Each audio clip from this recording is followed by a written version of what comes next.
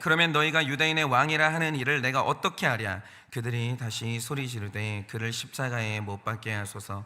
빌라도가 이르되 어찌 미냐 무슨 악한 일을 하였느냐 하니 더욱 소리 지르되 십자가에 못 박게 하소서 하는지라.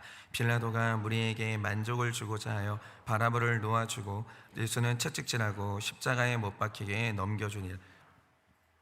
군인들이 예수를 끌고 브라이도리온이라는 뜰 안으로 들어가서 온 군대를 모으고 예수에게 자색옷을 입히고 가시관을 엮어 씌우고 격려하여 이르되 유대인의 왕이여 평안할지어다 하고 갈대로 그의 머리를 치며 침을 뱉으며 꿇어 절하더라. 다 같이 읽겠습니다.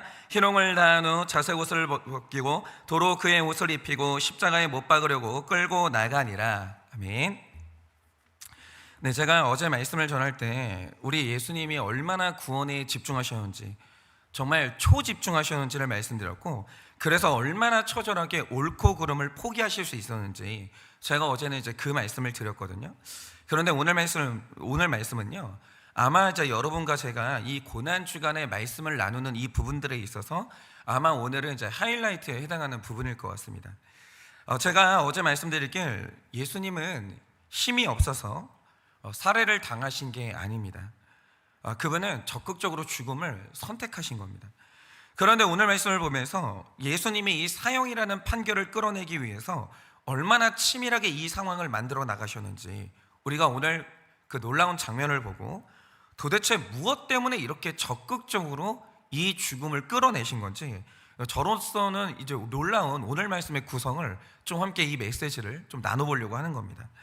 자, 제가 오늘 말씀을 묵상하면서 첫 번째로 놀란 포인트가 하나 있었는데, 자, 빌라도가 결국 예수님께 사형을 선고합니다. 그런데 이 정황들을 보면 사형을 선고하고 싶어서 한 게 아니라 선고하지 않으면 안 될 상황으로 빌라도가 몰린 거예요. 그런데 놀라운 건 누가 이 빌라도를 여기까지 몰아냈냐? 예수님이 빌라도를 여기로 몰아냈다는 거죠. 왜냐? 한번 들어보세요. 로마가 이 제국을 완성하고 1세기의 전성기를 누릴 때 로마가 통치했던 이 속국이라고 하면 안 돼요. 나라를 인정하지 않았기 때문에 속지가 이렇게 40개에서 50개였거든요. 그러니까 이 개수로 하니까 와닿지 않는 건데, 이걸 이제 면적으로 얘기하면 로마가 통치했던 지역이 600만 킬로미터의 면적이었습니다. 그런데 이렇게 많고 넓은 이제 영토를 통치하려면요, 이거 무력만으로는 절대 불가능합니다. 굉장히 정교한 행정과 사법 시스템이 정비가 되어 있지 않으면 이렇게 넓은 제국은 관리하는 게 아예 불가능해요. 그런데 로마는 이거를 너무 잘했어요. 그래서 어떻게 했냐? 자, 당연히 로마 황제가 모든 땅을 직접 통치할 수 없기 때문에 각 나라의 황제를 대리하는 총독을 이제 파견을 합니다. 그러면 이제 그 로마 황제는요, 이 총독만 감시하면 되는 거예요. 그러면 이 감시하는 방법이 뭐냐? 당시 로마는 모든 공적인 활동을 기록하는 악타라는 시스템이 존재했어요. 그러니까 만약에 이제 어떤 원로원에서 회의를 한다, 그러면 거기에는 반드시 모든 말을 기록하는 기록관이 있어야 되는데, 이 기록관의 존재가 뭐냐? 이게 바로 악타 시스템이에요. 그러니까 만약에 기록관이 없이 어떤 회의를 진행을 했다, 그러면 반역으로 간주하고 처벌했어요. 그리고 만약에 이 기록관이 매수를 당해서 기록을 조작했다, 어떤 언어를 빼거나 더했다, 그러면 이 기록관에게는 관용이 일체 없었습니다. 바로 사형이에요. 그래서 이 기록관은 황제 직속이었고요, 내가 기록하는 대상과 사적으로 어떤 관계도 맺을 수 없게 되어 있어요. 그러니까 우리나라의 이 사관 제도하고 비슷한 거죠. 그러니까 마찬가지로 한 명의 총독이 어느 땅에 부임한다, 그러면 즉시 세트로 따라붙는 사람이 바로 이 기록관이에요. 이게 악타 시스템이에요. 그래서 이 총독이 일어나서 공식적인 업무가 시작이 되면 바로 기록관이 따라붙어서 그가 하는 모든 말과 재판의 기록을 일일이 기록을 하는 거예요. 모든 판결을 기록하는 거예요. 그런데 이 내용이 당연히 워낙 방대하기 때문에 당연히 황제가 일일이 읽어볼 수는 없죠. 그런데 이게 원래는 안 읽는데, 만약에 어떤 속지, 그러니까 속국에 소란이 일어났다, 그러면 황제는 1차적으로 총독을 소환하지 않아요. 그러면 이제 판단이 흐려지기 때문에 제일 먼저 소환하는 게 뭐냐면, 즉시 소환하는 게 이 기록을 소환합니다. 사람 만나기 전에 먼저 기록을 소환해요. 그리고 총독이 그동안 어떤 업무를 했는지, 그리고 어떤 재판을 했으며 그 재판 과정에서 어떤 일이 있었는지, 이걸 면밀하게 검토합니다. 면밀하게. 그 다음에 사람을 소환한 다음에 그 사람에게 소명을 듣고 문제가 있으면 파면하는 거예요. 그때 파면하는 거예요. 그러니까 황제가 어떤 판단을 할 때 가장 신뢰했던 게 뭐냐? 이 기록이에요. 이 기록. 그러니까 오늘의 상황을 잘 보세요. 빌라도는 예수님이 죄가 없다는 걸 알았어요. 그러니까 빌라도는 어떻게 해서든 예수님을 놔주려고 했어요. 그래서 어제 말씀에 2차 신문을 진행을 합니다. 기록을 남기려고 한 거예요. 남기려고. 황제요, 만약에 지금 제가 어떤 소동이 일어나도 이 사람을 놔주려고 하는데 이 사람에 대한 기록을 쫙 남기는 거예요. 이 기록만 있으면 문제가 없는 거예요. 문제가 없는 거예요. 그래서 2차 신문을 진행했고 여기에서 대답을 잘하면 예수님은 이날 즉각 석방이었습니다. 그런데 여기에서 빌라도와 예수님의 대화는 공식적인 업무였기 때문에 지금 여러분이 성경에는 기록되지 않았지만 예수님과 빌라도가 대화를 할 때 바로 이 옆에 바로 이 기록관이 있다는 사실을 아셔야 되는 거예요. 지금 옆에서 다 적고 있어요. 그런데 이 사관이, 기록관이 듣고 있는 곳에서 빌라도가 이걸 의식하고 묻는 거예요. 네가 유대인의 왕이냐? 여기서 옳고 그름이 중요한 빌라도는요, 당연히 예수가 이 억울함을 벗기 위해서 나는 아니라고 펄쩍 뛰면서 부인할 거라고 당연히 그렇게 생각했어요. 왜냐? 빌라도는 옳고 그름의 사람이거든요. 구원이 뭔지를 몰라요. 그런데 갑자기 이 예수가 하는 말이 뭐냐? 질문을 했잖아요. 내 말이 옳도다 라는 반역을 명백히 인정하는 대답을 한 다음에 입을 다물어요. 이 이후에 어떤 대답도 하지 않아요. 마지막으로 예수가 살아서 남긴 대답이 뭐냐? 네 말이 옳다. 이후로 예수님은 아무 말을 안 해요. 그러면 악타 시스템에 남아있는 예수의 기록이 뭐냐? 그가 반역을 인정했다. 이 기록 말고 다른 기록이 전혀 없어요. 이게 끝인 거예요. 완전히 난감한 상황이 된 거죠. 그런데 여기서 빌라도가 마지막 시도를 해요. 마지막 시도를. 그게 뭐냐? 이미 지금 감옥에는 사형 선고를 이미 받아놓은 한 사람이 하나 있었는데 명절에는 이 한 사람을 풀어줄 권한이 총독에게 있었거든요. 둘 중에 하나는 풀어줄 수 있었어요. 그래서 내가 이 둘 중에 누구를 놓아주랴 라고 물었더니 깜짝 놀라는 게 사람들이 다 바라바를 놔달라는 거예요. 그런데 성경의 기록에 의하면 여기에 있었던 사람들은 전원 다 대제사장에게 매수된 사람들인데 총독은 이걸 몰랐던 거죠. 이게 민심이라고 생각을 한 거예요. 도대체 무슨 죄를 지었지 이 사람은? 왜 이렇게 되는 거지? 문제는 뭐냐면 이게 민심인 줄 알았던 거죠. 그런데 14절을 보니까 이들이 시간이 지날수록 소리를 지르니까 폭동이 일어나겠다 싶은 거예요. 그런데 만약에 예수를 살렸다가 폭동이 일어났어요. 황제는 즉시 사람 부르지 않아요. 기록만 소환해요. 1차적으로. 그러면 거기 남아있는 유일한 기록이 뭐냐? 예수가 자신을 유대인의 왕이라고 인정했다. 이 기록만 남아있는 거예요. 그 이후로는 예수님이 말을 안 했거든요. 그런데 기록이 이렇게 남아있는데 예수가 이 사람을 놔줬어? 그러면 빌라도는 파면이에요. 네가 무슨 의도로 이렇게 했냐? 나는 기록만 믿어. 이게 뭐냐 이거죠. 그럼 빌라도는 즉시 파면이에요. 그러니까 지금 이 상황이 뭐냐면요, 빌라도가 완전히 외통수로 몰렸어요. 그런데 여러분, 이 바둑에서 외통수의 문자적인 뜻이 뭡니까? 다른 선택지가 없고요, 사형 선고, 이 딱 한 수만 둘 수 있는 상황으로 절묘하게 빌라도가 몰려버린 거예요. 여기선 다른 수가 없어요. 사형 선고를 해야 지가 살아요. 그런데 빌라도를 이 외통수로 몰아놓은 절묘한 예수님의 한 수가 뭡니까? 바로 그 순간, 바로 그 타이밍에, 그 상황에서 딱 그 말을 던지시는 거예요. 네 말이 옳다. 그리고 입을 닫아버리는 거예요. 여러분, 이 한마디가요, 이게 얼마나 이 큰 파장을 몰고 오냐면, 이 한마디를 딱 신의 한 수를 딱 던진 다음에 빌라도로 하여금 사형 선고를 안 할 수가 없는 상황으로 몰아넣었어요. 예수님이 이걸 다 알았어요. 내가 이 말이 이게 어떤 수인지를 다 알았다고요. 예수님은요, 내가 이 말을 던진 다음에 침묵을 지키면 반드시 이렇게 될 줄 알았어요. 예수는, 그러니까 빌라도는 사형을 언도할 수밖에 없었어요. 이 말 뜻이 뭐냐? 예수님이 그 상황으로 빌라도를 몰고 가셨고 간절하게 자신의 사형 판결을 적극적으로 끊어내신 거예요. 여러분, 성경 묵상하고 있잖아요. 놀랍습니다. 예수님이 하나님이 맞아요. 그분은요, 어떤 경우에도 수동적인 경우가 없었어요. 어떤 경우에도 의도가 없는 적이 없었어요. 모든 행동이 주도적이고 능동적이었고 적극적이었어요. 예수님이 가만히 앉아서 어떻게 되나 지켜보다가 사형 판결을 얻어맞으신 게 아니에요.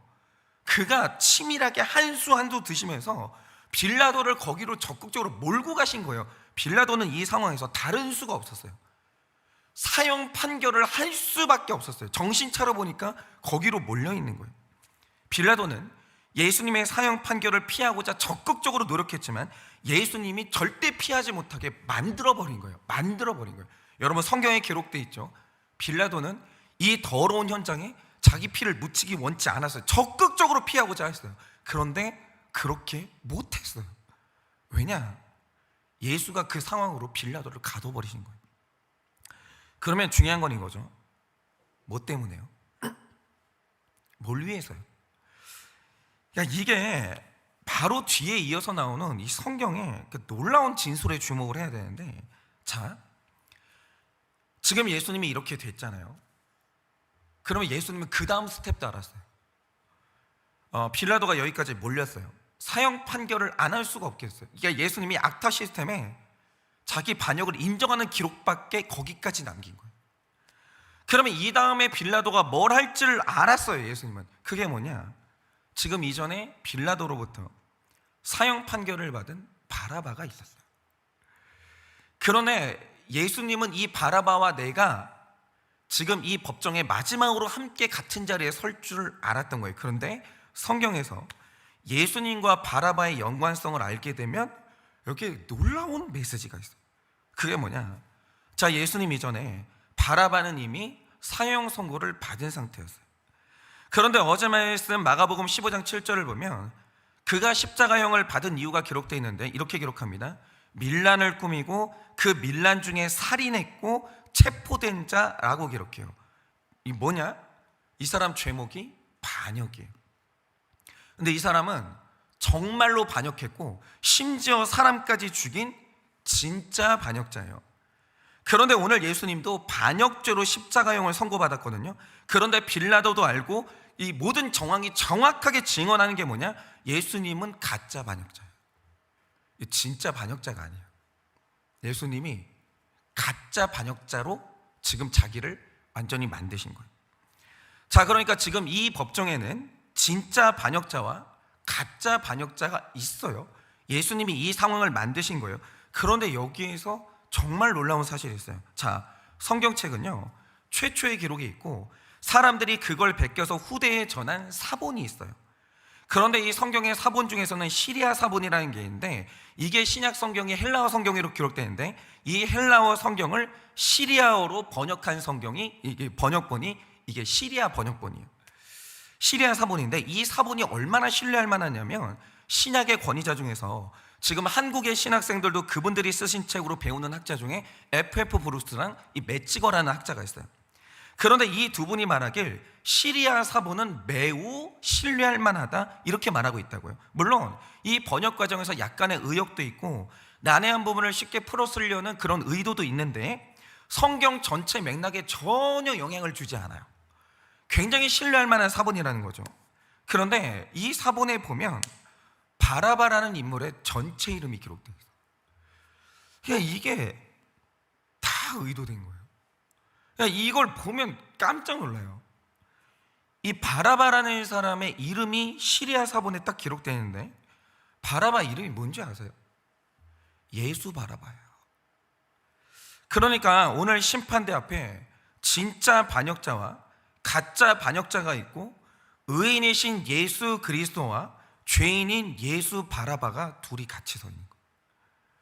그런데 왜 예수님은 굳이 죽음을 선택하면서 하필 반역자로 죽기를 원하셨을까?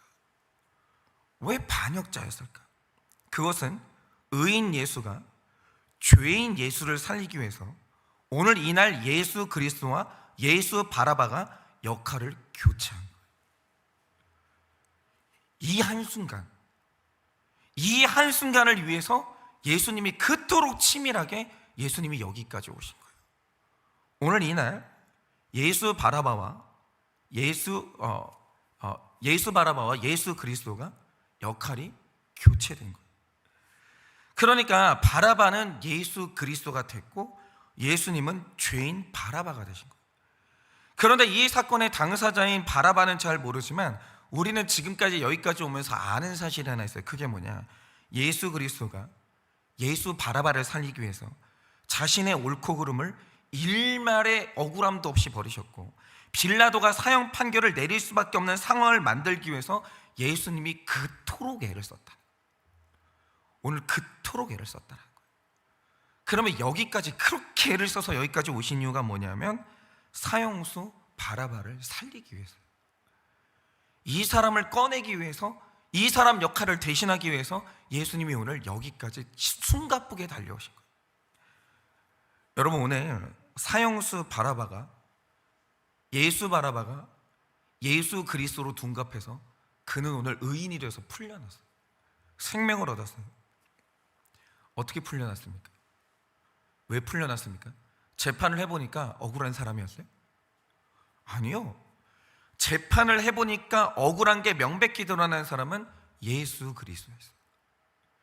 예수 바라바는요, 재판을 하면 할수록 그의 죄명이 드러났고 그의 사형 판결은 적법했어요. 그가 오늘 풀려났는데 그에게 일말의 의로움이 있었다거나 그가 이 의인이라는 판결을 받기 위해서 어떤 의미 있는 노력을 한 게 아무것도 없어요. 그는 명백한 죄인이었기 때문에 꼼짝없이 십자가 위에서 죽을 수밖에 없었지만 갑자기 예수 바라바 앞에 예수 그리스도가 나타나요. 이 사람이 나랑 똑같은 반역자예요. 근데 이 사람은 가짜예요. 근데 갑자기 예수 그리스도가 내 죄를 뒤집어 쓰고 내가 예수 바라바다. 예수 그리스도가 자기가 예수 바라바라는 거예요. 내가 예수 바라바다. 내가 진짜 반역자다. 갑자기 내 옆에서 그렇게 외치는 거예요. 외쳤기 때문에 바라바는 풀려나서 여러분, 예수 바라바가 예수 그리스도가 됐어요. 의인 예수가 됐어요. 이게 역할이 뒤바뀌었어요. 그리고 예수는 십자가에 넘겨지고 그는 갑자기 이유가 없이 알 수 없는 이유로 풀려나서 그는 갑자기 생명을 얻게 된 거예요. 근데 여러분, 우린 지금까지 계속해서 성경을 읽는 목적이 바로 이거예요. 이 바라바가 누구예요? 여러분, 바라바가 풀려나는 과정 잘 보세요. 바라바가 의인된 과정을 한번 여러분 잘 보세요. 여러분, 이 바라바가 누구예요? 우리예요. 그러니까 이게 구원은 여기 달려 있는 거예요. 바라바가 누구예요? 바라바를 보고 있으면 누구 보이세요? 이렇게까지 설명을 하는데도 바라바를 보는데 자기가 안 보이면 그건 방법이 없는 거예요. 이렇게까지 해요. 이렇게까지 성경이. 여러분, 이 바라바가 누군지 아시겠습니까? 이거 우리 이야기예요. 이게 지금 우리 이야기예요. 우리 안에는 의로움이 아무것도 없어요. 여러분, 우리가 반역자 바라바고 우리가 살인자 바라바인데 어느 날 예수님이 저의 삶에 오셨어요. 여러분, 오늘 예수님이 예수 바라바한테 오셨어요. 뭐 하셨어요, 그분? 뭐 하려고 오셨어요? 오늘 예수님이 여러분의 삶에 오셨어요. 제 삶에 오셨어요. 여러분, 예수님이 우리 삶에 오셔야 되는 이유가 뭐예요? 예수님이 오늘 오셔서 한 일은 딱 하나밖에 없어요.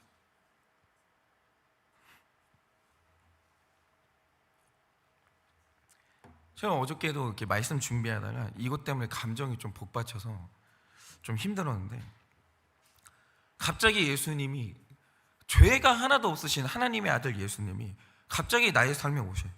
그리고 갑자기 외치시는 거예요. 뭐라고 외치시냐면 내가 박현성이다 외치시는 거예요. 내가 박현성이다. 내가 박현성이다.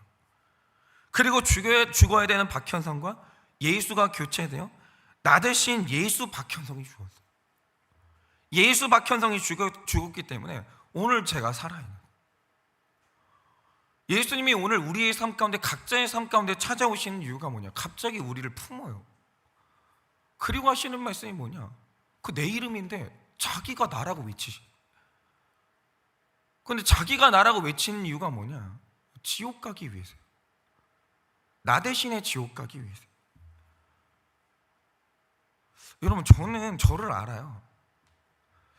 제가 무슨 은혜인지 모르겠는데 저는 지난 공동체를 만나서 회피하지 않는 법을 배웠어요. 그거 참 고통스럽습니다. 저는 일평생을 회피하고 살았거든요. 내 모든 문제의 책임을 제 아버지한테 돌리고 살았어요. 내가 가난한 아버지 만나서 이 아버지가 나를 지원해 주지 않았기 때문에 이렇게 됐고, 나 혈기 있어요. 내가 혈기 많은 아버지를 만나서 그 혈기를 내가 물려받았기 때문에 나는 어쩔 수 없이 혈기 내고 살았다, 이랬어요. 근데 알고 보니까 그게 아니에요. 다 내가 한 짓이. 저는 저를 알아요. 저는 제가 제 음란을 알아요.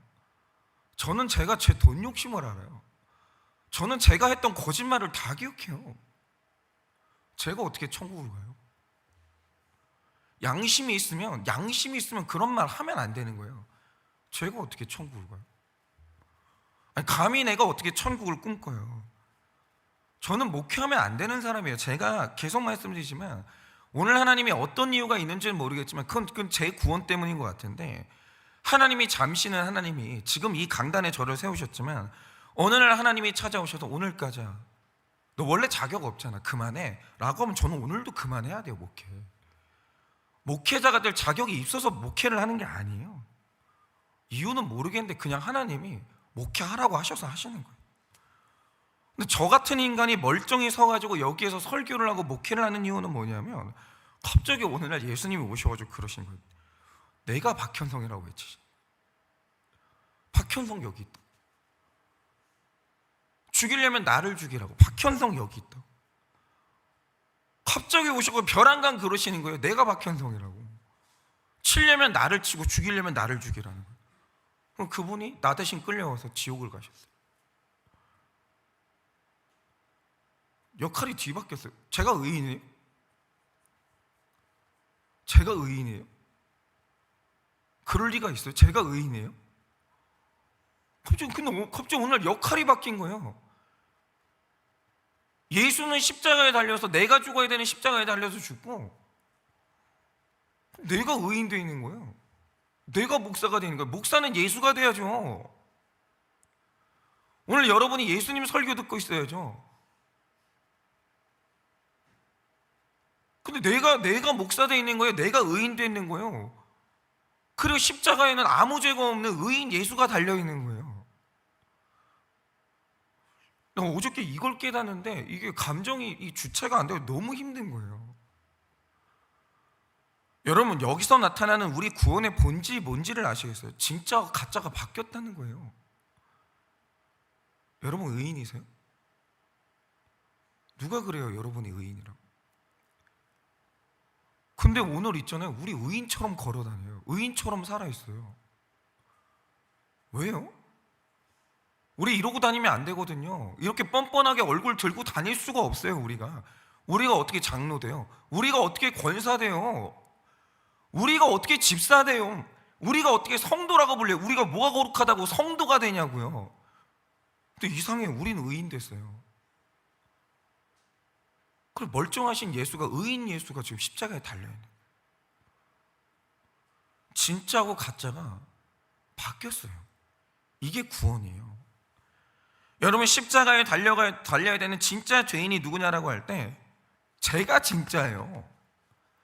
제가 진짜고 가짜가 예수예요. 그런데 어느 날 십자가 위에서 이게 뒤바뀌면서 예수가 진짜가 되고 내가 가짜고, 내가 진짜 죄인이, 나는 가짜 죄인이 된 거예요. 근데 나는 그러면 내 주제를 알아야 될 거 아니에요. 근데 하나님이 나를 의인 만들어 주시니까 진짜 내가 의인인 줄 아는 거예요. 십자가를 모르면 어떻게 되는 줄 아십니까? 가짜 의인 주제에 자기가 진짜인 줄 알아요. 그리고 교만하게 살아요. 큰일 나는 거예요. 여러분, 십자가가 없어지면요, 주제 파악이 안 되는 거예요. 나는 진짜 의인이 아니에요. 예수는 진짜 죄인이 아니에요. 저 가짜 죄인이세요. 나는 의 모양은 많은데 나 가짜 의인이에요. 이 놀라운 감격이 있어야 되거든요. 이게 있어야 되거든요. 그게 그리스도인이거든요. 여러분, 그런데 가짜와 진짜가 바뀌었어요. 그래서 일어난 일이 뭡니까? 이제 16절에서 32절까지 말씀을 보시면 가짜가 진짜 죄인이 됐어요. 그래서 예수님이 내가 당해야 되는 극심한 고난을 겪기 시작하는데, 그런데 특별히 오늘 말씀이죠. 16절에서 20절까지 말씀을 보시면 예수님이 우리 때문에 뒤집어 쓴 죄, 반역자 왕이라는 것 때문에 조롱을 당하시는데, 이 모든 고통에서 제일 고통스러운 게 뭐냐? 그분이 당하는 모든 고통이 성경에 보면 미완료 과거형으로 기록되어 있어요. 이 말 뜻이 뭐냐면 조롱이 끝이 안 났다는 거예요. 끝이 안 났다는 거예요.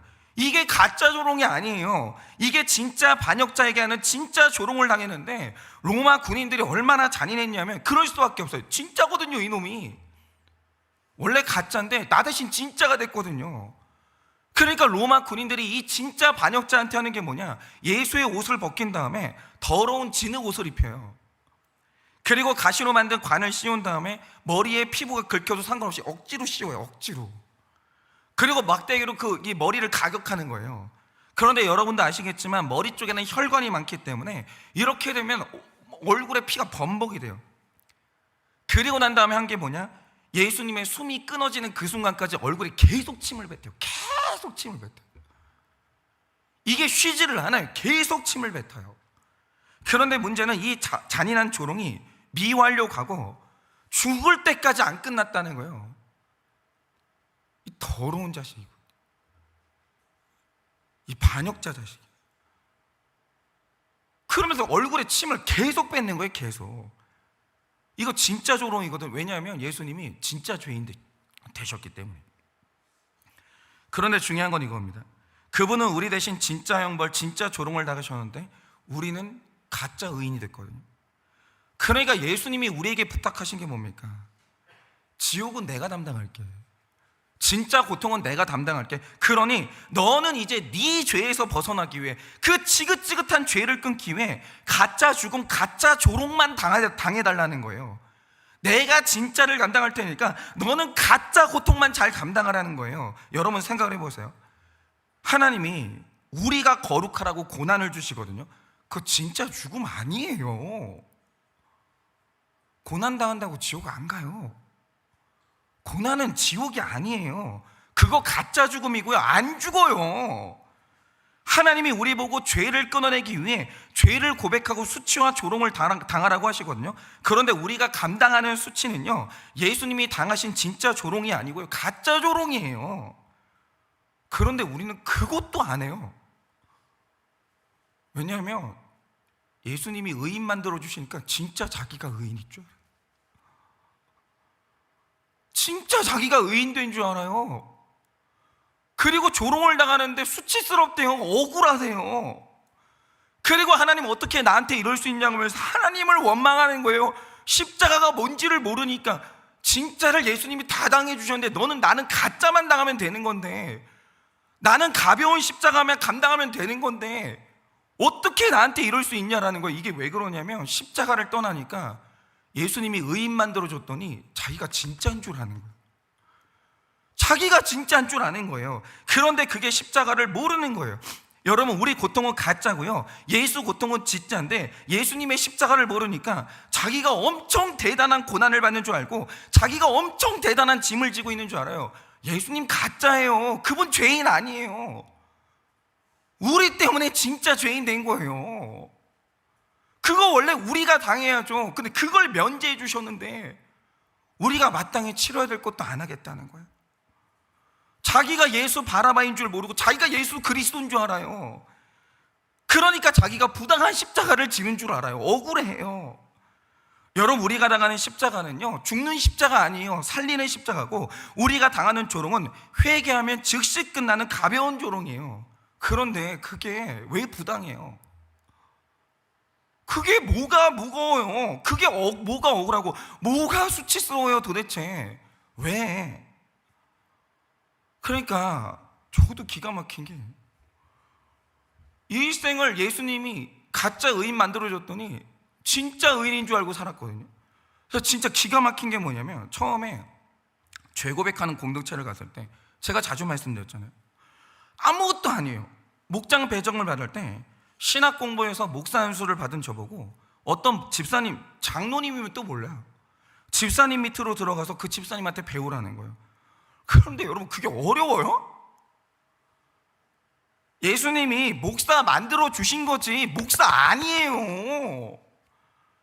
무슨 은혜인 줄 모르겠는데 나는 죄인 말고 다른 타이틀을 달 수가 없는 사람이에요.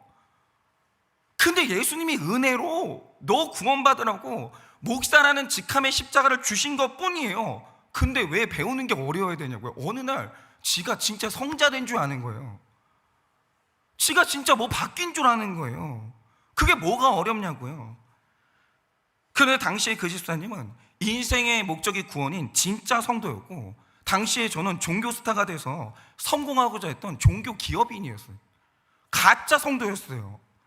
그러면 목사고 뭐고 가짜가 진짜 밑으로 들어가서 가짜가 진짜한테 배워야 될 거 아니에요. 최소한 그분은 자기 주제는 알았어요.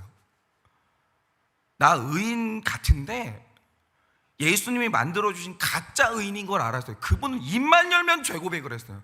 나는 입만 열면 내 자랑을 했고. 그러면 가짜가 진짜한테 배워야 될 거 아니에요. 뭐가 부당하냐고요. 뭐가 부당해요. 그리고 제가 죄 고백을 하면요, 아무도 침뱉은 사람이 없어요. 다들 있잖아요. 목사님, 목회자가 되어서 그런 죄를 고백하실 때 힘드셨을 텐데 목사님 용기 내주셔서 감사해요. 목사님 존경해요. 뭐가 존경스러워요. 죄인이 지 죄 고백을 하는데 뭐가 존경스럽냐고요. 이제는 알겠어요. 우리 목자님이, 내 목자님이 나 목사 한번 만들어 보겠다고 그렇게 나를 대접해 주면서 목사님 존경해요. 제가 만약에 목사 한 수 받았으면 그런 용기 못 냈을 텐데 목사님 대단하세요. 존경해요. 그래 주신 거예요. 뭐가 어려워요. 그게 죄 고백하면 칭찬받는데, 우리가 예수님은 죽을 때까지 침뱉음을 당했지만 우리는 죄 고백하면 칭찬받아요. 잘했다고, 수고했다고. 뭐가 어려워요. 뭐가 부당해요. 뭐가 수치스럽냐고요. 그런데 저는 부들부들 떠는 거예요. 어떻게 목사한테 죄 고백을 하라고 하냐고. 그러면서 그렇게 수치심을 느끼고 죄 고백하면서 회개 같지도 않은 포장을 또 씌우는 거예요. 그런데 제가 섬겼던 우리 진짜 성도, 우리 목자님은요, 예수 십자가를 아니까 죄 고백을 하면서 자신이 당해야 되는 수치를 마땅한 것으로 여기는 거예요. 아내가 옆에서 침 한번 태 뱉어도 이건 뭐 예수님이 당한 수치에 비하면 아무것도 아니죠. 저는 이거보다 더 해야 되는데 예수님이 감해 주셔서 이거밖에 안 당해요. 그러면서 씩 웃고 끝나는 거예요. 정말 나는 그걸 보면서 그때도 저를 못 봤어요. 내 모양이 얼마나 수치스러운지, 미련한지. 제 부족함을 다 보셨는데도 저를 그렇게 존중해 주시는 거예요. 예수 십자가가 있는 진짜는 고난도 마땅한 것으로 여기고 수치도 마땅한 것으로 여기는데, 가짜 그리스도인인 저는 고난도 억울해하고 수치도 못 당하는 거예요. 여러분, 십자가로 돌아오셔야 돼요. 다 십자가로 돌아오셔야 돼요. 여러분, 지금 다 멀쩡하게 의인처럼 살고 계시잖아요. 맞아요. 그 예수님이 그렇게 해주신 거예요. 근데 여러분, 주제 파악하셔야 돼요. 여러분, 진짜 의인 아니에요. 나 원래 죽어야 될 진짜 죄인인데 예수님이 나 같은 것 의인 만들어 주신 거예요. 그러면 최소한 가짜 십자가는 지고 가짜 조롱은 좀 당해야 되는 거예요. 예수님이 이렇게 힘들게 우리를 살려놨는데 바라바가 또 살인하면 되겠어요? 바라바가 또 음란에 넘어지면 되겠냐고요. 그건 막아야 될 거 아니에요. 회개해야죠. 고난 좀 당해야죠. 수치 좀 당해야죠. 그게 뭐가 억울해요? 여러분, 진짜 죽음, 진짜 조롱은 예수님이 십자가 위에서 다 감당하셨어요. 그러면 우리는 우리 구원과 우리 구원을 위해서 가짜 죽음, 가짜 조롱을 감당해야 되는 거예요. 그게 십자가의 삶이에요. 십자가가 뭔지를 아는 삶이에요. 여러분, 또 의인 되셨죠? 저도 그래요. 이게 어저께 말씀 묵상하다 얼마나 슬프냐 하면, 조금만 시간 지나면 또 의인 돼 있는 거예요. 또 불평 나오고, 또 누가 못마땅하고, 또 누가 정죄가 되고 무시가 되고 또 그러고 있는 거예요. 그러니까 우리는 최소한 1년에 한 번은 특세를 안 할 수가 없는 거예요. 십자가를 잃어버리면 또 의인되어 있는 거예요. 예수는 정말 죄 지어서 죽은 줄 아는 거예요. 나는 의로운 게 있어가지고 오늘 멀쩡히 살아있는 줄 아는 거예요. 아니거든요. 우리 잊어버리면 안 돼요. 십자가를 질 수는 없어요. 우린 구원받았기 때문에 십자가의 삶은 살아야 돼요. 맞잖아요. 여러분, 그렇게 이제 우리 인생은 예수 십자가를 보면서 감사하고 가벼운 내 십자가 정도는 잘 지고 죄 고백 잘 하시고 마땅히 당해야 되는 수치 잘 당하시고 하나님이 주시는 고난 있으면 억울해하지 않고 올소이다 하면서 당하면서 거룩하게 살다가 나 위에 십자가 지시고 죽으시고 부활하신 그 예수님 만나는 우리가 되어지기를 예수님의 이름으로 축원합니다. 우리 찬양하도록 할 텐데요. 우리 적용 질문 드리고 우리 찬양하고 기도하도록 하겠습니다. 적용 질문 드립니다. 내가 져야 할 가짜 십자가, 내가 져야 될 가짜 십자가는 무엇입니까? 내가 져야 할 가짜 십자가는 무엇입니까? 마땅히 당해야 할 가짜 조롱과 수치는 무엇입니까? 마땅히 당해야 할 가짜 조롱과 수치는 무엇입니까? 이 시간에 우리 다 같이 한번 아까 불렀던 찬양 다시 한번 해보려고 하는데요. 제가 말씀을 묵상하면서